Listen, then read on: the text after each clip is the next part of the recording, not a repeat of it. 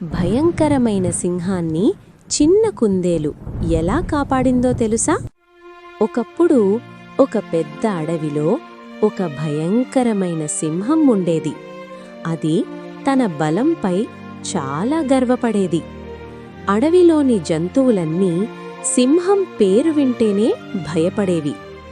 ఎవరైనా దగ్గరికి వస్తే సింహం గర్జిస్తూ తరిమేసేది. అదే అడవిలో ఒక చిన్న కుందేలు ఉండేది. అది చిన్నదైనా చాలా మంచి మనసుతో ఉండేది.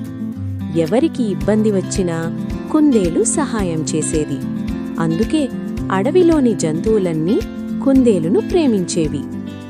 ఒకరోజు కుందేలు ధైర్యం చేసి సింహం దగ్గరికి వెళ్ళి మెల్లగా చెప్పింది, మనమంతా స్నేహంగా ఉంటే ఈ అడవి ఇంకా బాగుంటుంది. సింహం నవ్వుతూ చెప్పింది, స్నేహం నాకవసరం లేదు, నా బలం చాలు అని చెప్పి కుందేలును పట్టించుకోకుండా వెళ్ళిపోయింది. కాలం మారింది. కొన్ని రోజులకు భారీ వర్షం పడింది. అడవిలోని నదులు పొంగిపోయాయి. చెట్లు కూలిపోయాయి. లోయలు నీటితో నిండిపోయాయి. ఆ గందరగోళంలో సింహం ఒక లోతైన లోయలో పడిపోయింది. ఎంత ప్రయత్నించినా బయటికి రాలేకపోయింది. సింహం గట్టిగా గర్జించింది, ఎవరైనా సహాయం చెయ్యండి. కాని ఇంతకుముందు భయపెట్టినందున ఎవ్వరూ ముందుకు రాలేదు.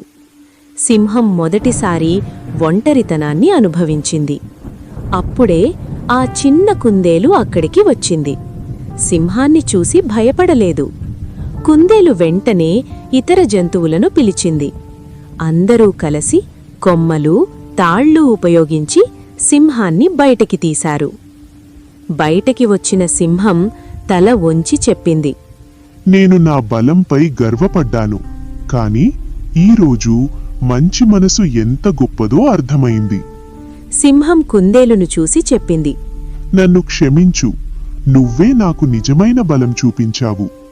కుందేలు చిరునవ్వుతో చెప్పింది, బలం కంటే మంచి మనసే గొప్పది. ఆ రోజునుంచి సింహం తన ప్రవర్తన మార్చుకుంది. అడవిలోని జంతువులన్నీ సంతోషంగా జీవించాయి. నీతి: బలం కాదు, మంచి మనసు మరియు స్నేహమే నిజమైన విజయం.